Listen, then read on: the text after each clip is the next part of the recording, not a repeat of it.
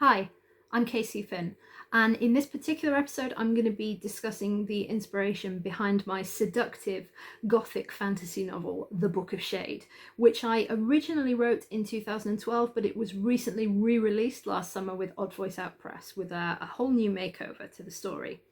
It's a tale with plenty of sparks flying, both romantically and magically, when a young human woman discovers her supernatural heritage just as she's leaving home for university. What follows is a diverse cast of theatrical and paranormal creatures in a gothic fantasy setting, which also has plenty of horror and historical overtones. So, when I was originally creating this novel, when I came up with the first developmental ideas for it in 2012, there was this enormous influx of popularity of paranormal romances and sort of supernatural fantasy fiction. So there were a lot of things like Twilight going around, was absolutely huge. Harry Potter is and always huge, but it was having a particular boom then with the movies and the books coinciding with one another. So I didn't want to recreate the stereotypes that everybody else was doing at the time, because there was a whole bandwagon of like vampire romance, werewolf romance, wizard romance, all these different kinds of romantic adventure stories coming out. And they were boring. They were totally bandwagoning, doing more or less the same thing with more or less the same characters.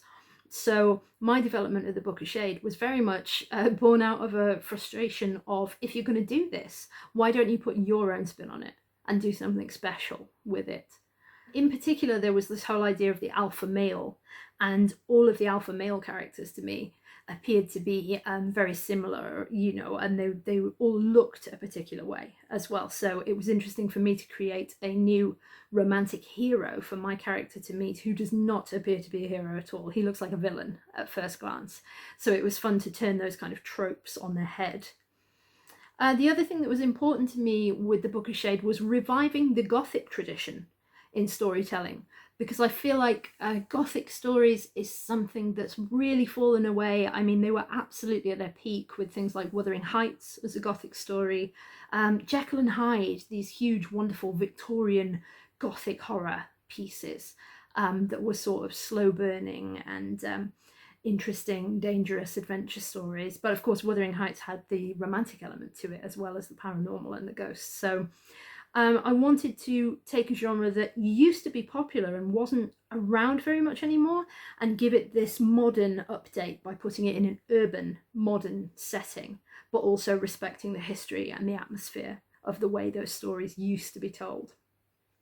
So my advice to new writers who are looking for inspiration based off of those personal experiences, I think a lot of writers, because they want to be popular and they want to be read, they may seek to recreate genres which are hot right now, and there is absolutely nothing wrong with that. I mean, get on that wave and ride it if you've got an idea that you think you can join the current ideas and new things that are up and coming.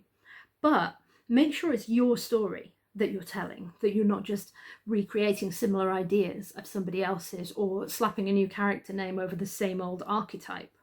Defy the norms and surprise readers with a story that stands out from the bandwagon. Even if it looks at first like it's going to be similar to other stuff that they've read before, you can win them over by doing something new and interesting.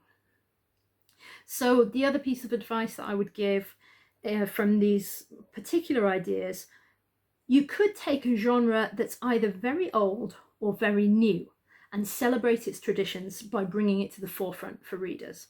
So I talked about the Gothic storytelling tradition, which has become quite old-fashioned and you don't see it very often anymore. There are other things. There are sort of like crime capers, comedy crime capers, seems to be reserved for film rather than fiction anymore.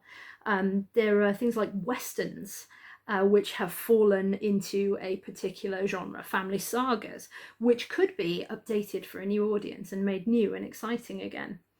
In terms of new ideas, climate fiction springs to mind. There are all these fantastic new genres coming through, and there are plenty of opportunities to do something new and different with your voice if you know where to look for the right inspiration.